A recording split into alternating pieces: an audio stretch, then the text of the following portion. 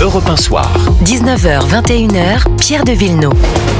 Deuxième heure d'Europe 1 Soir avec Raphaël Steinville. Bonsoir. Bonsoir Pierre. Directeur adjoint de la rédaction du Journal du Dimanche. Bonsoir Alexandre Malafaille. Bonsoir Pierre de Villeneuve. Fondateur du think tank Sinopia. Bonsoir à vous Patrick Martin-Genier. Bonsoir. Spécialiste des questions européennes et internationales, enseignant à Sciences Po et également à l'INALCO, qu'on appelait à une époque les Languedo. Je ne sais pas si c'est toujours le cas. Mais ça a dû être étendu à beaucoup de choses, comme beaucoup d'écoles, j'imagine, non ? Oui, ça s'est élargi, mais au demeurant, je n'y suis plus, donc je peux plus vous dire. Je viens d'arrêter l'INALCO, je continue Sciences Po. Mais voilà. Bon, mais Sciences Po va mieux de toute façon avec son nouveau directeur. Donc voilà, on espère que ça va nettement mieux. Moi, je dirais que ça ira mieux quand on aura retrouvé les 4 sections. Mais bon, en attendant, je crois qu'il y a du, il y a un petit peu. Alors, je vous propose qu'on écoute Donald Trump, le président des États-Unis, hier à la Maison Blanche. Il explique ne vouloir que deux choses, la paix et la fin de la guerre entre la Russie et l'Ukraine. On écoute. Nous avons eu un grand appel. Il a duré longtemps, plus d'une heure. J'ai également eu un très bon appel avec le président Zelensky après cela. Je pense que nous sommes sur la voie de la paix. Je pense que le président Poutine et le président Zelensky veulent la paix. Je veux la paix. Je veux simplement que les gens cessent de se faire tuer. Voilà. Et depuis ce coup de fil entre Poutine et Trump, évidemment, Monsieur Zelensky n'est pas content. Il a fait savoir que c'était pas très agréable de savoir que Donald Trump avait téléphoné à Vladimir Poutine avant de lui téléphoner à lui. Et puis on a des déclarations un peu dans tous les sens, j'ai l'impression, Patrick Martin-Genier. Oui, parce que c'est un tournant majeur dans cette guerre. On a un président des États-Unis qui avait dit qu'il tenterait de résoudre rapidement cette guerre.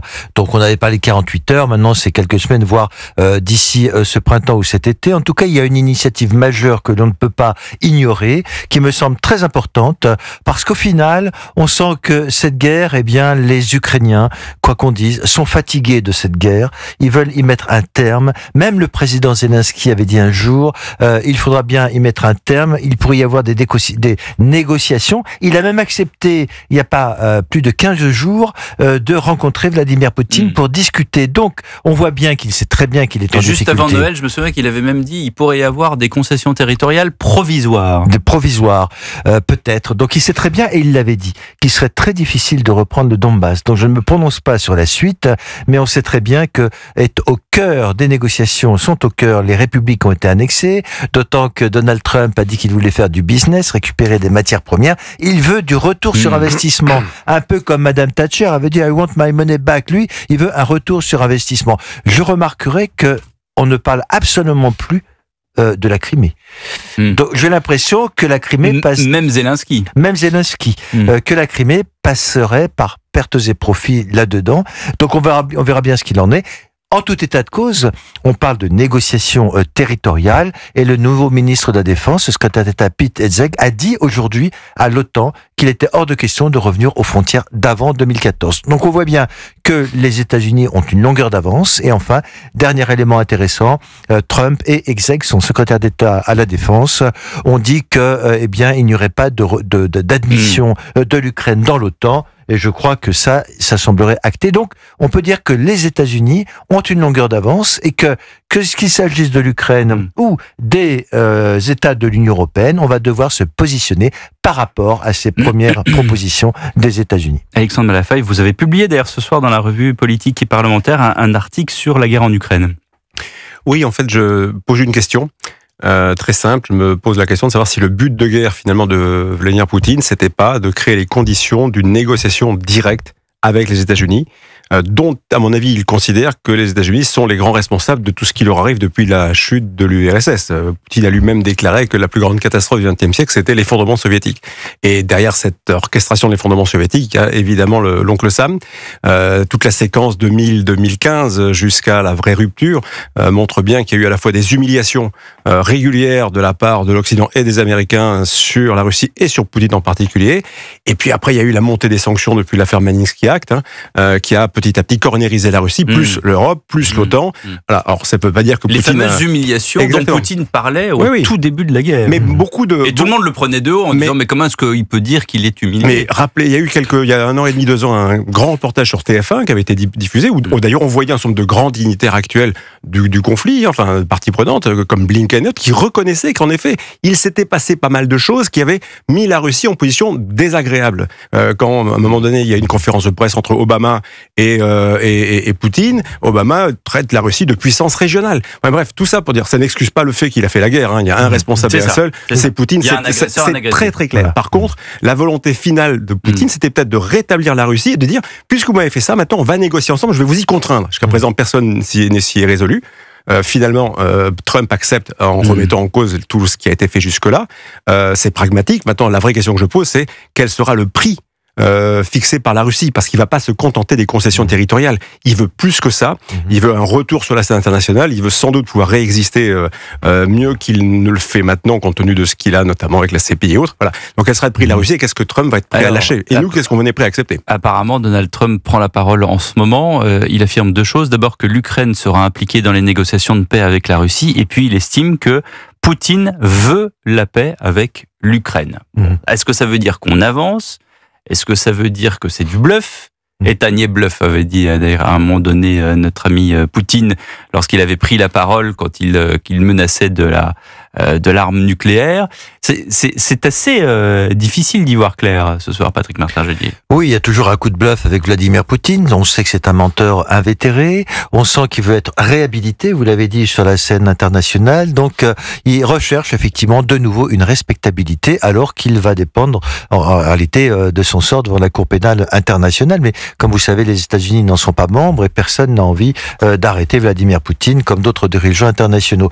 Donc, en tout cas, on peut dire que Donald Trump a fait d'ores et déjà un pas considérable des concessions, parce que Vladimir Poutine, pour l'instant, ne lui a jamais rien demandé pour l'instant, et on a un président américain qui dit on ne pourra pas revenir aux frontières d'avant 2014, et donc par conséquent, sur ce point, il y a pas de négociation. Alors, est-ce que Poutine veut aller plus loin? On n'en sait rien. Tout cela dépendra des relations directes qu'il y aura entre les deux hommes, et même si si Trump a dit qu'il allait consulter Volodymyr Zelensky, en réalité, il ne l'a pas consulté avant. Il a d'ores et déjà dit quelles seraient les cartes maîtresses qu'il voulait abattre dans ce jeu.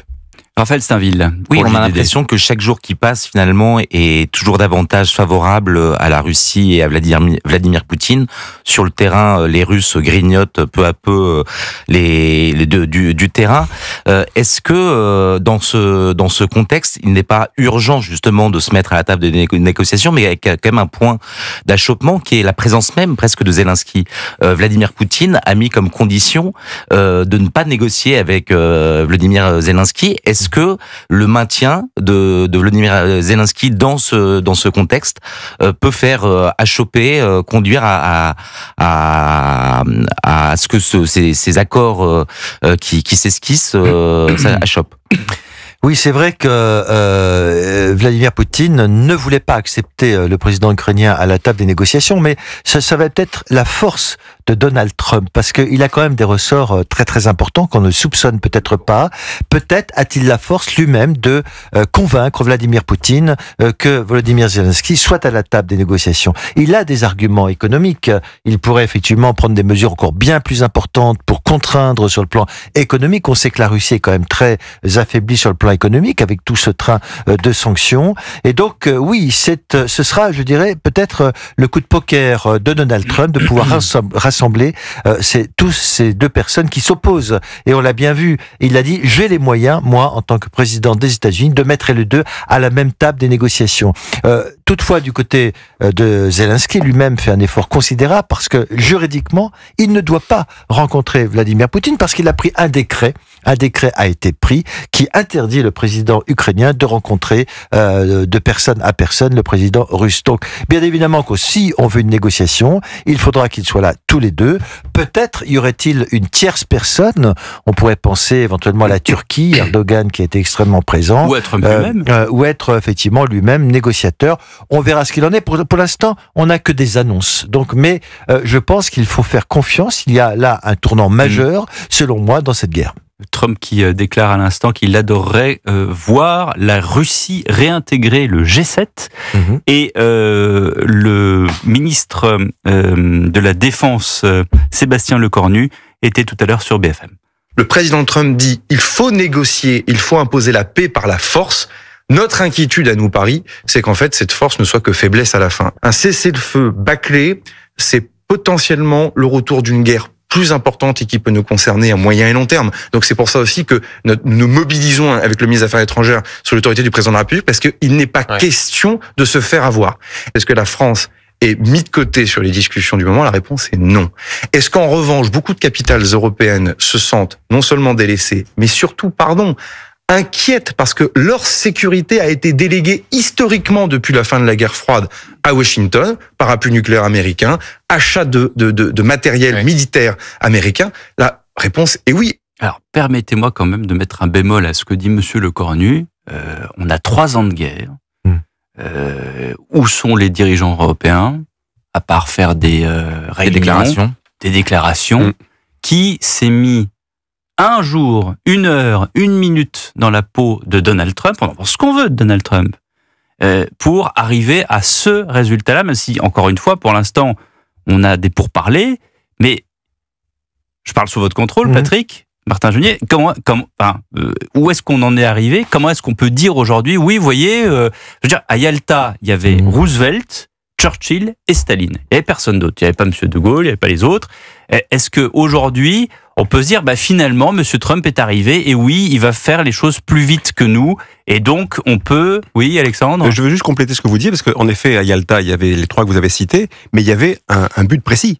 C'est-à-dire qu'il y aurait la capitulation totale, la radiation, si je peux dire, de l'Allemagne nazie de la carte. Ça, c'était très clair. Ce ne sera pas le cas là. C'est-à-dire, on peut faire tout ce qu'on veut, on peut taper du poing sur la table, sauter sur notre chaise comme des cabris, comme dirait De Gaulle, mais il n'y aura pas de reddition du Kremlin. Poutine. Voilà, il n'y aura pas de reddition. On va pas envoyer les chars. C'est vrai. Donc, on va pas se retrouver dans la situation d'une défaite de la Russie et donc d'un effondrement du système russe. C'est ce sur quoi on mise, mais ça n'arrivera pas. Au contraire, là, ce qu'on craint, c'est une réhabilitation de Vladimir Poutine. Donc, en tout cas, il y a une séquence où il va bien falloir trouver un deal, et ce deal, il va évidemment ouvrir la voie à peut-être une incertitude, peut-être que c'est pas satisfaisant, mais qu'est-ce qu'on peut faire d'autre? Martin Genier. Oui, non, je crois que ce qui est important, c'est effectivement un premier pas. On sait très bien, mais Volodymyr Zelensky le sait lui-même, entre parenthèses, il a quelques difficultés politiques dans son pays en ce moment, parce qu'on dit que l'Ukraine est une démocratie, certes, mais ça va faire presque 1 an qu'il aurait dû se soumettre à la réélection. Et Donald Trump a lui-même dit récemment, avec une petite pique à son adresse, que ces sondages n'étaient plus très très favorables en Ukraine, ce qui veut dire qu'il va bien falloir réaffirmer ce processus démocratique, il retrouve une légitimité par les urnes, c'est aujourd'hui possible, on le lui demande, ce sera une exigence d'ailleurs pour rentrer dans l'Union européenne.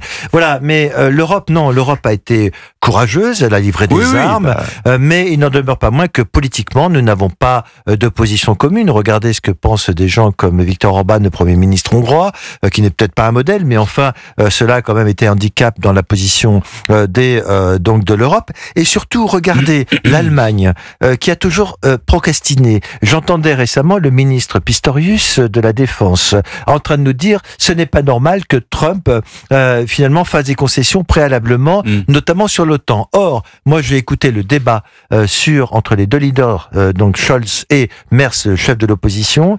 Aucun n'a voulu dire s'il accepterait l'Ukraine dans l'OTAN. Donc on sait très bien que même en Europe, on ne veut pas de l'Ukraine dans l'OTAN. Donc c'est ça, la division des Européens laisse une place et un boulevard aux États-Unis. Comment vous expliquez qu'un certain nombre d'observateurs, de commentateurs et même de politiques de premier plan s'obstinent à ne pas voir ce qu'ils voient, c'est-à-dire s'obstinent à se persuader que l'Ukraine peut l'emporter dans cette guerre, ce qui explique que parfois des positions jusqu'au boutiste à l'égard de Poutine. Je crois que c'est un peu un discours incantatoire, c'est un peu la politique de l'autruche, et donc parce que peut-être que certains États sont allés trop loin vis-à-vis de Vladimir Poutine, tentent peut-être de se racheter une conduite en quelque sorte, et voilà, donc ça conduit à cela, et à un discours qui n'est pas crédible parce qu'on sait très bien qu'aujourd'hui, même les peuples européens veulent que cette guerre s'arrête, et surtout le peuple ukrainien, parce que quand on nous dit notamment des des militants ukrainiens ou des militantes ukrainiennes sur les plateaux qu'il faut aller jusqu'au bout et que 90% de la population est contre derrière Volodymyr Zelensky, ce n'est plus vrai aujourd'hui. Donc il faut prendre acte de cela et c'est de cela dont prend acte aujourd'hui le président américain. Ouais, il ne faut pas oublier aussi que le président américain a tout un plan de reconstruction de l'Ukraine avec des promoteurs immobiliers dont il en est un lui-même.